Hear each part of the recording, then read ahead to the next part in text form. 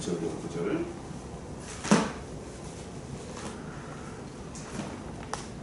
같이 읽습니다. 끝으로 나의 형제들아 주 안에서 기뻐하라. 너에게 같은 말을 쓰는 것이 내게는 수고로움이 없고 너희에게는 안전하니라. 개들을 삼가고 행악하는 자들을 삼가고 몸을 상해하는 일을 삼가라. 하나님의 성령으로 봉사하며 그리스도 예수로 자랑하고 육체를 신뢰하지 아니하는 우리가 곧 할례파라. 그러나 나도 육체를 신뢰를 만일 누구든지 다른 이가 육체를 신뢰할 것이 있는 줄로 생각하면 나는 더욱 그러하리니 나는 8일 만에 할례를 받고 이스라엘 소속이요 베냐민 지파요 히브리인 중에 히브리인이요 율법으로는 바리새인이요 열심으로는 교회를 박해하고 율법의 의로는 의미 없는 자라. 그러나 무엇이든지 내게 유익하던 것을 내가 그리스도를 위하여 다 해로 여길 뿐더러 또한 모든 것을 해로 여기면 내 주 그리스도 예수를 아는 지식이 가산 고상하기 때문이라. 내가 그를 위하여 모든 것을 잃어버리고 배설물로 여기면 그리스도를 얻고 그 안에서 발견되려 함이니 내가 가진 너희는 율법에서 난 것이 아니요 오직 그리스도를 믿음으로 말미암은 것이니 곧 믿음으로 하나님께로부터 난 것이라. 우리가 요즘은 사람들이 이제 건강에 관심이 많아요. 옛날에는 뭐 아무나 먹고 했는데 이제는 뭡니까? 유전자 변형이라든지 어떤 게 좋으냐. 계란을 사도 닭장 안에서 그야말로 갇혀가지고 보이만 먹은 그런 닭이나 그런 계란이나 아니면은 밖에서 방목한다 그러나요? 방목하는 그런 계란과는 질이 다르죠. 스트레스 받은 계란이 아니고 자유로운 계란이다. 그래서 요즘은 뭐 이게 중국산이냐 올게닉이냐 이런 걸 사람들이 많이 따지게 돼요. 그러니까 이전에는 아무 것이나 막 먹었는데 이제는 뭡니까? 의식이 생기니까 고민하면서 뭘 사더라도 고민하면서 사게 된다. 신앙인의 그 삶도 마찬가지입니다. 세상 풍조를 따라서 그냥 떠밀려가는 그런 사람하고 뭔가 생각을 좀 하면서 고민하면서 하는 사람과는 차이가 있는 거죠. 이런 면에서 보면은 정말 행복한 사람은 어떤 사람이냐? 가장 행복한 사람, 이 사람은 절대가치, 뭐가 가장 중요한 것인지를 아는 사람이다. 또 이 절대가치를 누리며 사는 사람이라는 거지. 반대로 이 절대가치를 모르거나 부인하는 사람은 뭡니까? 상대적인 것에, 절대적인과 상대적인 차이가 나잖아요. 상대적인 것에 매달리면서 허덕이면서 살아가는, 떠밀려가는 불쌍한 인생들이다 하는 거죠. 그래서 그 병원에 오래 일한 분들 얘기를 들어보면요, 사람이 죽음을 앞두고 있으면은 갑자기 건강이 좋아지고 눈도 떠지고 말도 하고 심지어 일어난 사람도 있대요. 그게 뭐냐?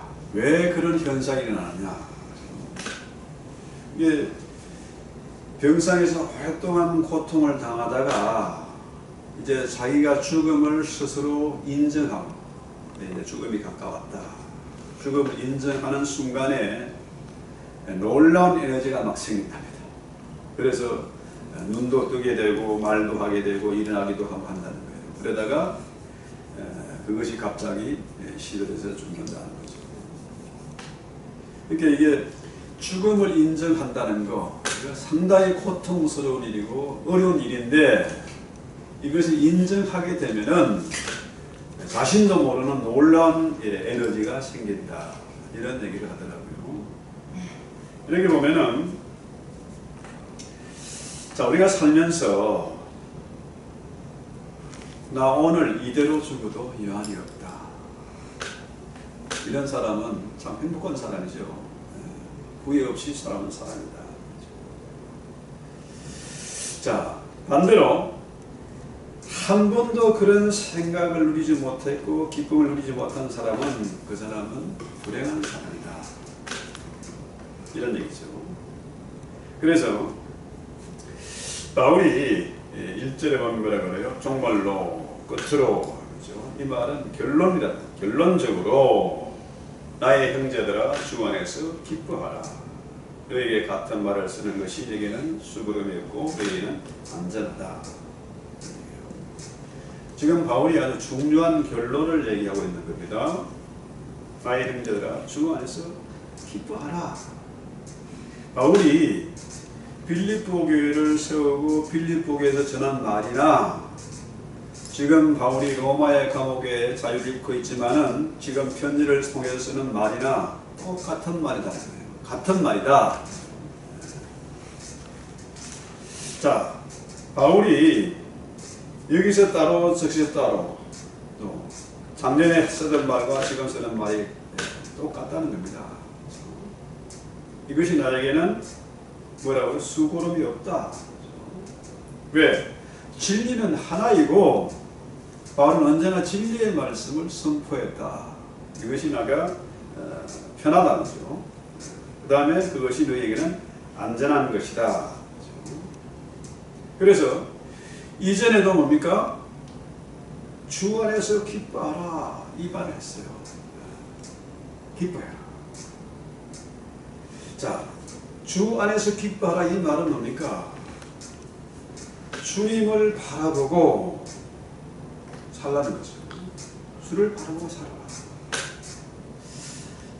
한국에 갈 때마다 참 우울하고 짜증나고 하는 것은 옛날에 그런 얘기가 있었어요. 가끔 하늘을 보자. 땅만 보지 말고 하늘을 보자. 땅만 보는 게 아니고 하늘 봐도 땅의 색깔이나 하늘 색깔이나 똑같아. 잿빛이 나. 우울하고 짜증이 나요. 그런데 예수를 바라본다. 예수를 바라보면 날마다 새롭습니다. 성경을 저도 이제 목회자가 되고 하니까 한 40년 사역을 하다 보니까요. 성경을 수없이 읽고 성경 공부 인도해봤고 설교도 수없이 했는데 성경은 읽을 때마다 새롭습니다. 매일 새로운 신문을 읽는 것처럼 날마다 새로운 것이 주님의 말씀이에요. 그래서 늘 세상만 바라보지 말고 예수를 바라보고 살아라. 예수를 의식하고 살라는 것이요. 자, 사람 바라보고 사람을 의식하고 사는 것이 아니라 예수를 바라보고 예수를 의식하고 살아라. 그러면은 주 안에서 기쁨이 있다는 거죠. 하루하루 개미 쳇바퀴 돌아가는 생활 너무너무 피곤하고 사람들이 또 하루가 시작됐구나 눈 비비고 있다. 또 사람들이 뭡니까? 학교 생활이나 직장 생활에 시달리다 보니까 월요병을 앓는다. 또 월요일이 됐구나 출근해야 되는구나. 그런데 예수를 바라보고 예수를 의식하고 살면은 어제 떠오르는 태양이나 오늘 떠오르는 태양이나 똑같은 태양이지만은 그 태양을 바라보는 우리의 마음은 새롭다는 거예요. 날마다 새롭다는 거죠. 그래서 예수를 바라보는 것, 주 안에서 살아가는 것, 이것이 기쁨의 원천이다. 기쁨의 이유다. 왜 기뻐해야 되느냐? 예수를 바라보기 때문에, 예수 때문에 내가 기쁨이 있는 거예요. 자, 예수 외에 다른 것들이 우리의 소망과 우리의 기쁨이 되지를 못해요. 그래서 그런 것들은 세상의 어떤 부귀와 영화도 어떤 권세도 우리의 기쁨에 참된 원인은 되지 못한다는 거죠. 자, 육신의 아름다움, 젊어서야 미스 코리아도 나가고 몸매도 자랑하고 옷자랑도 했는데 나이가 들면 뭡니까? 이전과 다르지요. 자, 세상의 어떤 아름다움도 세상의 계획도 어떤 걸세도 다 일시적인 것이고 참된 기쁨은 되지 못한다는 거예요. 그런데 진짜 기쁨은 우리의 마음속 깊은 곳에서 평안 가운데 흘러나오는 겁니까? 바로 예수로부터 오는 것이다. 그래서 우리의 기쁨의 원천이 오직 예수님의 구원, 예수의 십자가 부활로 말미암은 그의 구원이죠. 이 구원이란 말은 뭐냐? 이 세상이 이렇게 슬프고 고통스러운 것은 그 근본 원인이 죄 문제 아닙니까? 죄에서 자유함을 얻게 되었다. 죄에서 해방되고 구원을 얻은 거죠. 그래서 예수 때문에 구원을 얻었고 예수 때문에 우리의 죄 문제가 해결됐고 예수 때문에 우리가 어렵다함을 입었다. 하나님의 자녀가 된다는 거죠. 그래서 이런 확실한 소망이 있기 때문에 가지는 기쁨이다. 가장 확실한 기쁨이라는 거죠. 그래서 2절에 보면은 뭐라고 그럽니까? 개들을 삼가고 행악하는 자들을 삼가고 손할례당을 삼가라. 자, 여기서 말하는 개는 집에서 키우는 뭐 말바리 같은 반려견 그런 게 아니고 그 야생 들개를 의미합니다. 늑대같이 배를 끼치는 위험한 거죠. 자, 삼가란 말이 세 가지 나오잖아요. 개들을 삼가고 악을 행하는 자들을 삼가고 손할례당을 삼가라. 이게 뭐냐면요, 빌립보 교회는 뭡니까? 빌립보는 유대 땅이 아니고 뭡니까? 로마의 땅 아닙니까? 헬라 문화가 있는 그런 땅이에요. 교인들이 빌립보 교인들이 주로 누구였을까요? 유대인들이 아니고 헬라인들 아닙니까? 이방인들이잖아요.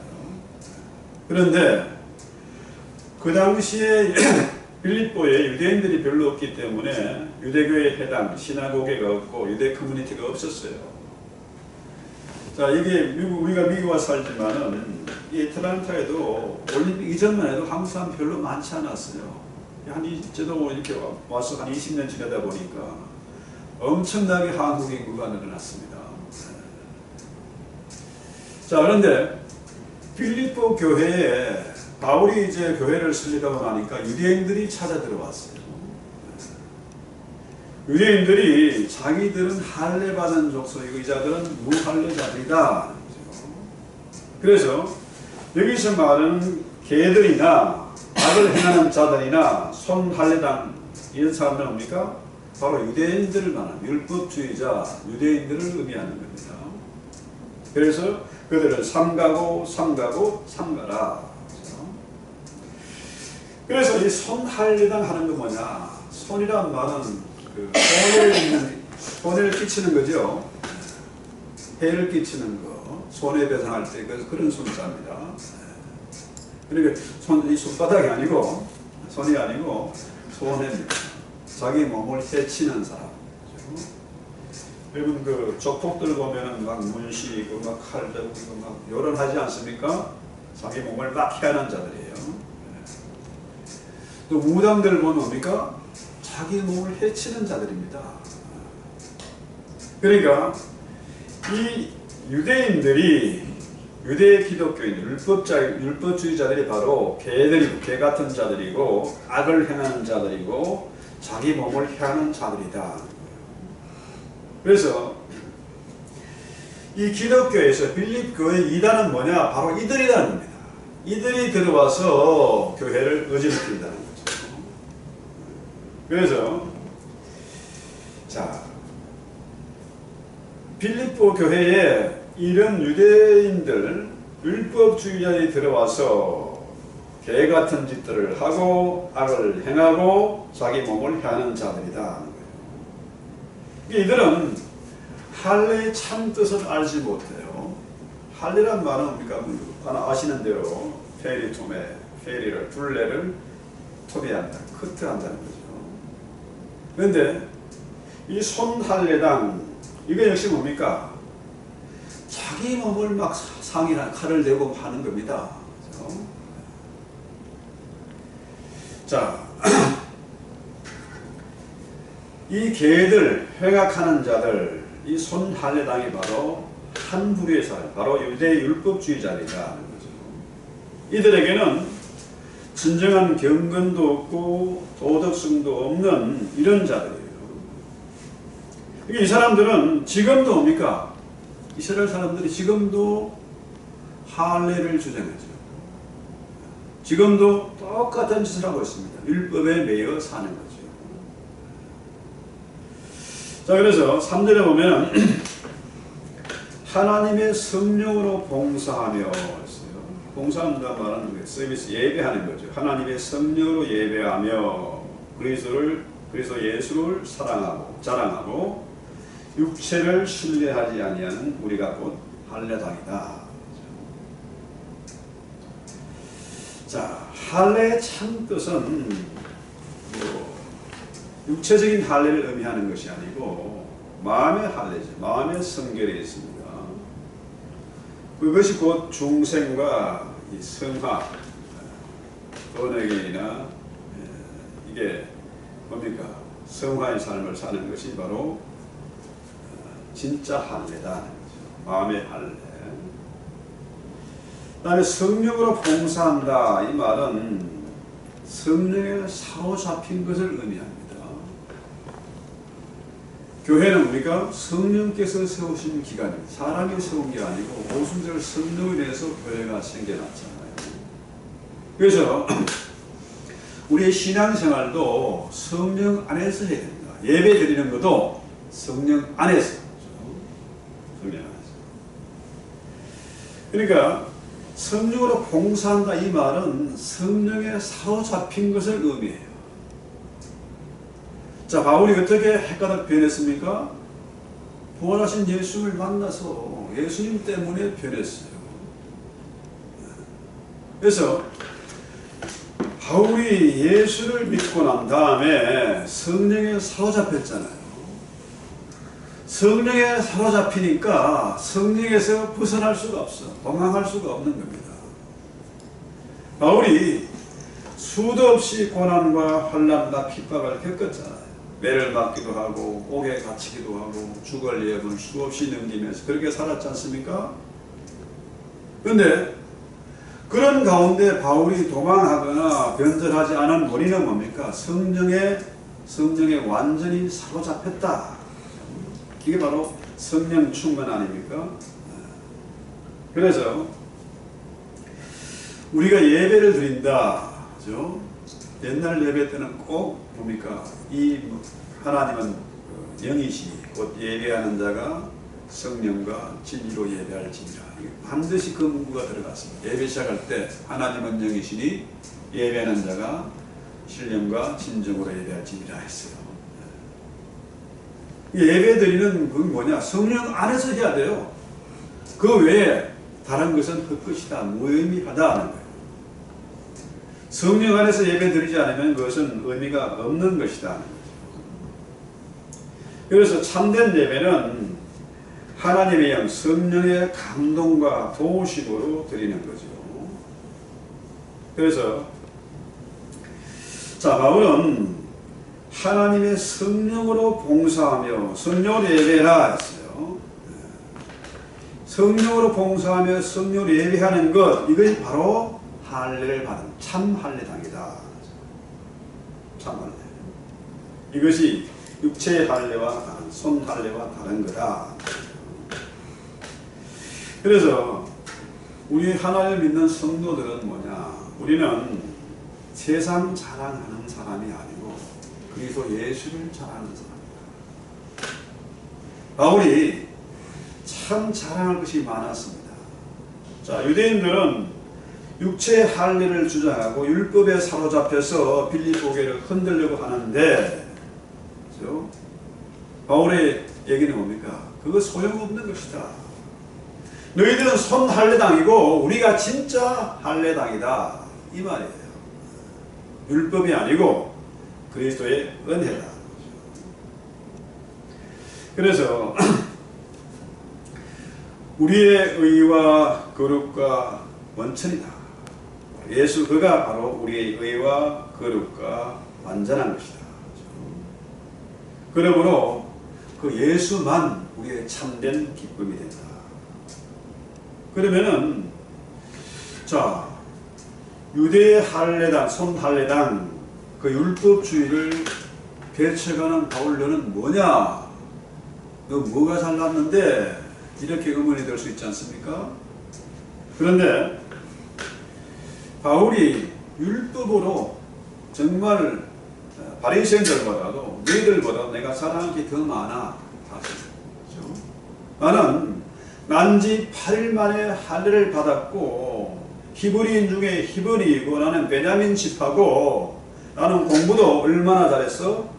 가말리엘 문화에서 공부해. 최고의 학문을 공부한 사람이야. 그 다음에 바울은 뭡니까? 율법으로는 흠이 없이 정말 최선을 다해서 율법을 달달 외우면서 율법을 지키고 노력했던 사람이고, 그 다음에 열심으로는 얼마나 율법에 열심히 있었던지 율법을 방해하는 이 기독교인 교회를 핍박하는 데 가장 앞장섰던 사람이야. 너희가 지금 율법을 주장하지만은 나는 너희에 비해서는 정말 잘하는 것이 너무너무 많은 사람이야 하면서 자기 자신을 먼저 변론을 하는 거죠. 그래서 7절에 보면은 그러나 무엇이든 내게 유익하던 것을 내가 그리스도를 위하여 다 해로 여길 뿐더러 또한 모든 것을 해로 여기면 내 주 그리스도 예수를 아는 지식이 가장 고상함을 인함이라. 자, 바울이 변했습니다. 왜 변했을까요? 예수를 만나서 예수를 점점 알아가면 갈수록 바울이 변한 거예요. 고상한 예수가 아는 지식 때문에 변한 거죠. 그래서 내가 그리스도를 위하여 다 해로 여길 뿐더러 모든 것을 배설물로 여기면 내 주 그리스도 예수가 아는 지식이 가장 고상함을 인합니다. 그래서 내가 그를 위하여 모든 것을 잃어버리고 배설물로 여겼다. 여러분, 배설물이란 겁니까? 냄새나는 거죠. 더러운 것이죠. 그래서 옛날에는 처갓집과 산소는 멀면 멀수록 좋다 그랬어요. 이렇게 이 무덤을 멀리 하는 거죠. 왜 그러냐? 시체가 더럽고 냄새나기 때문에, 불결하기 때문에 그랬던 거죠. 멀리 하는 겁니다. 배설물이다 이 말은 뭡니까? 가까이 둘 수가 없는 거라. 가까이 두면 더럽고 냄새나고 오염될까봐 멀리 보내는 거죠. 그래서 여기서 잃어버린다는 말, 내가 모든 잃어버렸다 이 말은 내가 비록 아깝지만은 그죠? 손해를 감수하고라도 버리는 것이 옳다. 그것이 유익하다. 이 말이죠. 그래서 옛날에는요 은행이 없었습니다. 그래서 돈을 보화가 있으면 어떻게 해요? 그 보화를 항아리에 담아가지고 땅에 묻었어요. 자, 이 보화를 담은 이 항아리를 땅에 깊이 묻어놓고는 아무에게도 안 가르쳐줘. 와이프한테도 안 가르쳐주고 심지어 아들한테도 안 가르쳐줘. 왜? 이 돈이라는 게 참 무섭거든요. 그 어디 있는 줄 알면 훔쳐가니까. 그렇죠? 그래서 깊이 땅속에 묻어놨는데 만약에 묻어둔 아버지가 죽으면 어떻게 될까요? 아무도 안 가르쳐줬으니까 찾을 길이 없어요. 깊이 감추었으니까. 그래서 밭을 갈다가 그 보화를 발견하면 어떻게 해요? 그 밭이 내 밭이 아니라 내게 아니면 어떻게 해요? 절반을 땅 주인에게 돌려줘야 돼요. 그러면 어떻게 해요? 농부가 밭을 갈다가 보화를 발견했습니다. 그럼 어떻게 할까? 자, 이것을 공식적으로 이야기하면은 땅 주인에게 절반을 줘야 돼. 여러분 같으면 어떻게 해요? 절반을 주고 나는 절반만 차지할까요? 당연히 모든 걸 다 차지해야지. 합법적으로, 공식적으로 그것을 다 차지하려면 어떻게 해야 됩니까? 밭을 사야죠. 내 걸로. 내 걸로 만들면은 그 부화가 전부 내 것이 되는 거죠. 그래서 감추인 부화의 비유 나오지 않습니까? 마태복음 13장 44절인가? 거기 보면은 나오죠. 이 사람이 밭을 갈다가 부화를 발견했어요. 어떻게 합니까? 집에 가서 모든 것을 다 팔아가지고 그 밭을 사지 않습니까? 그 밭을 왜 삽니까? 밭에 관심이 있는 게 아니고 사실은 뭡니까? 그 부화에, 엄청난 부화에 관심이 있는 거죠. 그 부화를 차지하기 위해서는 어떻게 해야 됩니까? 그 밭을 사야 돼. 내가 가진 것이 부족하면 집이고 가산의 모든 걸 다 팔아가지라도 그 밭을 사는 것이 적자입니까? 흑자입니까? 그 이상의 가치가 있기 때문에 이 사람이 전 재산을 다 팔아서 그 밭을 사지 않습니까? 그 밭을 사면은 그 부화가 전부 내 것이 되는 게 몽땅. 한번 상상을 해볼까요? 자, 내가 밭을 갈다가 그 부화를 발견했어요. 모든 것을 다 팔아서라도 그 밭을 사서 등기 묻은 돈을 내 걸로 만들었을 때, 내 소유를 만들었을 때 그 감격과 기쁨이 상상이 되겠습니까? 바로 이것입니다. 그래서 바울의 심정이 바로 그러한 것이다. 이전에 자랑하던 것 참 많았습니다. 율법으로나 뭐 할례로나 히브리나 가말리엘 문화나 이 모든 열심이나 이런 것들이 뭐예요? 예수를 발견하고 나니까 예수를 아는 그 고상한 지식이 생기니까 이전에 자랑하던 것, 그렇게 귀하게 여겼던 것들이 다 헛것이다. 일시적인 것이다. 그 모든 것을 버리고라도 반드시 차지해야 되는 것이 바로 예수 그리스도다. 그래서 이것이 바로 절대 가치입니다. 가장 소중한 것, 가산을 탕진해서도 반드시 차지해야 되는 것, 이것이 바로 절대 가치다. 이것을 발견한 사람은 기뻐할 수밖에 없습니다. 바울도 기쁘고 바울의 설교도 기쁨의 설교이고, 바울이 강조하는 것이 옛날이나 지금이나 빌립보에 있을 때나 감옥에 갇혔을 때나 언제나 기쁜 거라. 그래서 항상 기뻐하라 그러잖아요. 바로 예수가 기쁨의 이유고 기쁨의 원천이다. 최고 중에 최고, 베스트가 바로 예수 그리스도의 복음이다. 그래서 바울이 변했잖아요. 이 절대 가치를 발견한 순간, 그것을 소유한 순간에 그 전에 자랑하는 것, 그거 시시한 것이고 일시적인 것이고 가짜라는 거죠. 어떤 목사님이 그런 얘기 하더라고요. 정말 보석을 좋아하는 사람이 있었는데, 이 여자분이 보석 사에 가면 들어가서 사야 되는데 돈이 모자라. 내가 반드시 저걸 사야지. 보석을 사서 모으는 게 취미였고, 보석을 몸에 두르고 다니는 게 취미였는데, 아까 말한 이 절대 가치, 예수의 복음, 이 고상한 인식을 알고 난 다음에는 그가 아무것도 아니다. 그 하나의 쇠붙이에 불과한 것이고 돌덩이에 불과한 거라. 그 귀한 것을 이제 뭡니까? 돌에 불과하다, 쇠붙이에 불과하다. 이게 나의 큰 위로가 되고 도움이 되는 것이 아니다. 해가지고 교회에 뭐 건축을 가져왔다는 그 얘기를 하더라고요. 그렇습니다. 바울이 이 절대 가치를 발견하고 그걸 소유한 순간에 바울이 변하는 겁니다.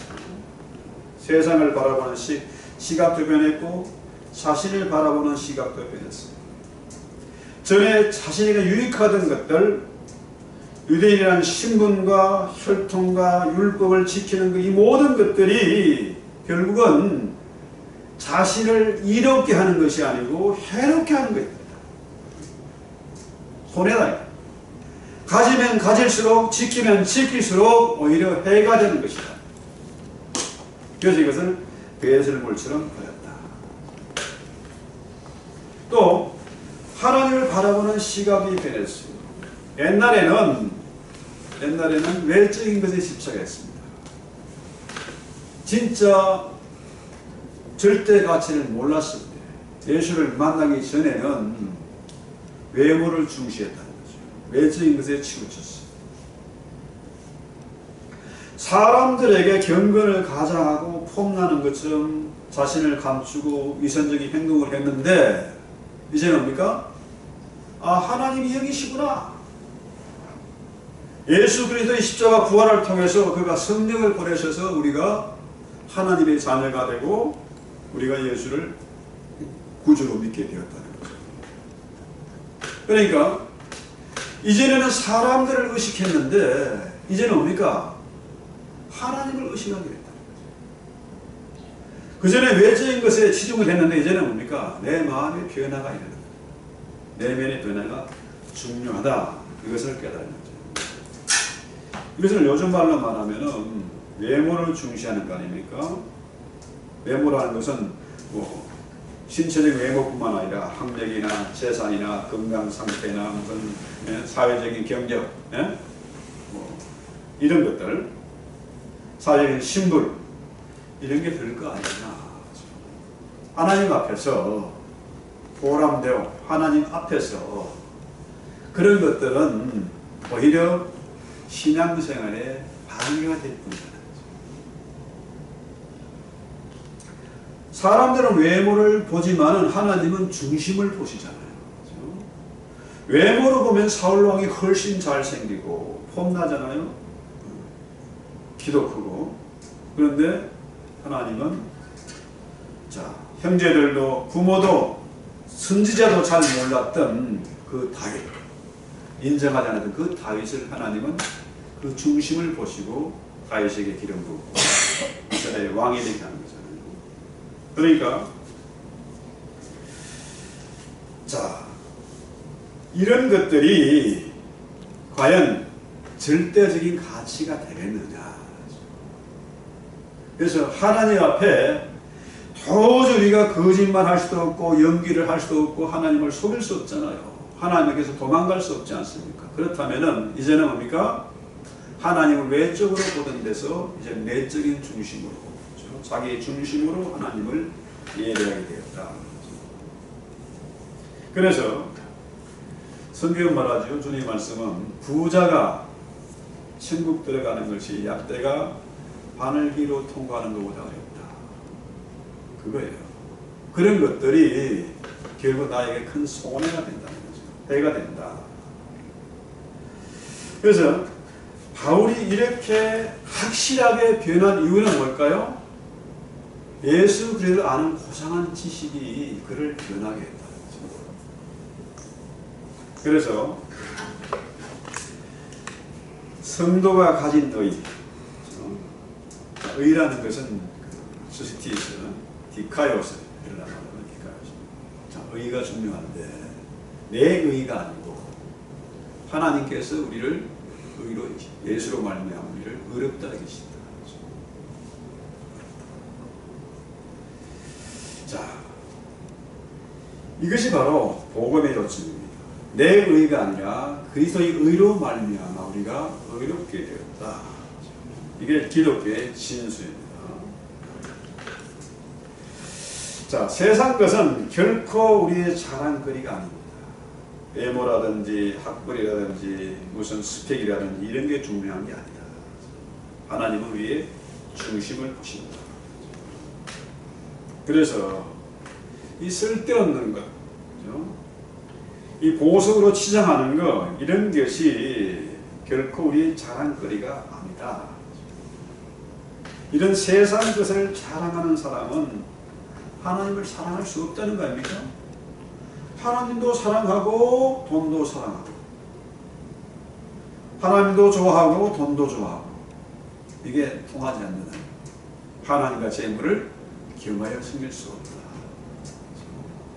돈을 사랑하는 것이 일만하게 뿌리가 된다. 그래서 하나님보다 이 세상을 사랑하는 자는 디모데후서 4장 10절에 보면 데마가 세상을 사랑해서, 돈을 사랑해서 하나님을 떠나게 되잖아요. 그 기록이 있지 않습니까? 자, 우리 중에도 말로는 크리스찬이라고 하면서 신앙생활, 교회 다니는 사람 많이 있어요. 그러나 그 사람들은 하나님보다 세상을 더 사랑하기 때문에 결국은 교회를 떠나게 됩니다. 지금이 바로 그런 시대인 것 같아요. 교회가 많이 무너지고 있다, 성도가 줄고 있다. 이게 뭡니까? 하나님보다 세상을 더 사랑하는 증거다는 거죠. 그렇다면은 오늘 우리가 이 본문을 통해서 절대 가치, 절대로 놓치지 말아야 할 이 가치, 가장 소중한 이 가치를 통해서 우리가 한번 우리의 각오를 새롭게 해야 되겠다. 그래서 우리는 주 안에서 기뻐하자. 비록 내가 힘든 일을 만나고 억울한 일을 만나고 여러분 정말로 밤잠 못 잘 만한 그런 일이 있다 할지라도 주 안에서 기뻐하자. 힘들어도 주를 바라보자. 땅만 바라보지 말고 하늘 바라보자. 주님을 바라보고 주님을 사랑하고 그러면 기쁨이 오게 되십니다. 왜? 주님은 신실하시고 주님은 나를 위해서 희생하신 분이시고 그 주님은 세상 끝날까지 우리와 함께하기도 약속하신 분이니까 그분은 믿을 수 있다. 그래서 소망이 있다는 거죠. 그 다음에 우리는 세상에 속한 모든 좋은 것들, 그렇죠? 바울이 자랑했던 것, 세상에 정말 기가 막힌 그런 스펙이나 이런 거 자랑하지 말고 그런 것들 바울이 그랬던 것처럼 배설 물러야겠다. 오히려 그것이 나에게 유익이 되는 것이 아니고 해가 되는 것들이다. 그 다음 우리는 바울처럼 우리의 의, 내가 의롭게 된 것은 예수 때문입니다. 그의 십자가와 부활 때문에, 그의 보내신 성령 때문에 내가 의롭게 되고 내 안에 성령님이 거하시고 하나님의 자녀가 된 것이다. 이것을 최고의 가치, 절대 가치를 여기면서 신앙 고백을 해야 되겠다. 자, 그래서 우리의 기쁨의 근원은 바로 예수 그리스도다. 예수님 때문에 우리가 의롭게 되고 예수님 때문에 제 문제를 해결을 받았고 그 예수 때문에 우리의 기도가 응답되는 것이고 우리의 자녀들이 복을 받는 믿음의 근거가 된다. 이런 신앙 고백을 가진 우리 찬송하고 찬송가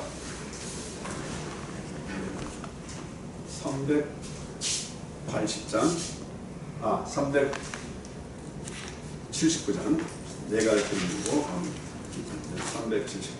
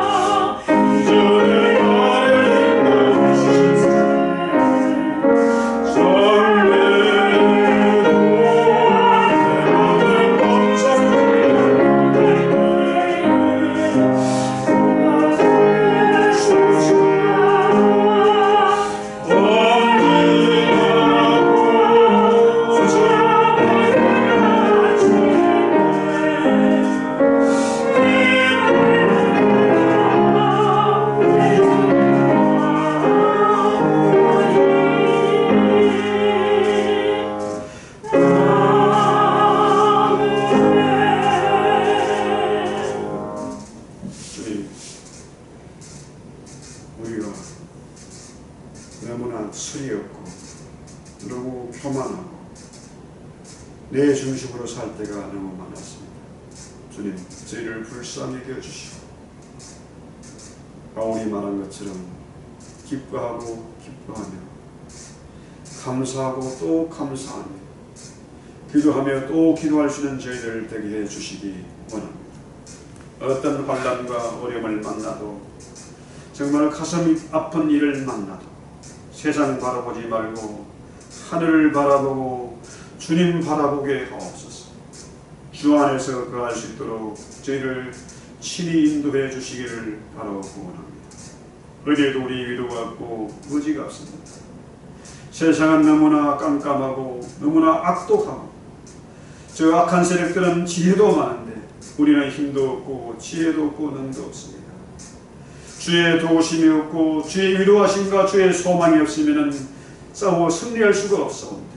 늘 절대 가치를 주님으로 두고 주님 바라보고 주님 말씀대로 준행하시는 저희들 되게 하옵시고 하루하루 생활이 의미가 없고 지겨운 것이 아니라 날마다 새로운 아침을 맞이하게 하시고 날마다 주를 바라보고 소망을 얻게 하옵소서.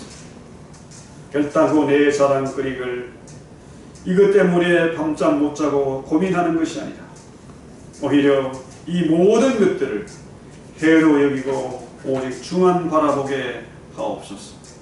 그리고 말미암아 우리 신앙이 날로 새로워지고 주님 아는 지식이 날로 새로워져서 주님 앞에 더 가까이 나게 하시고 주님과 늘 동행할 수 있는 저희들 되게 하옵소서. 예수님의 이름으로 기도합니다. 아멘.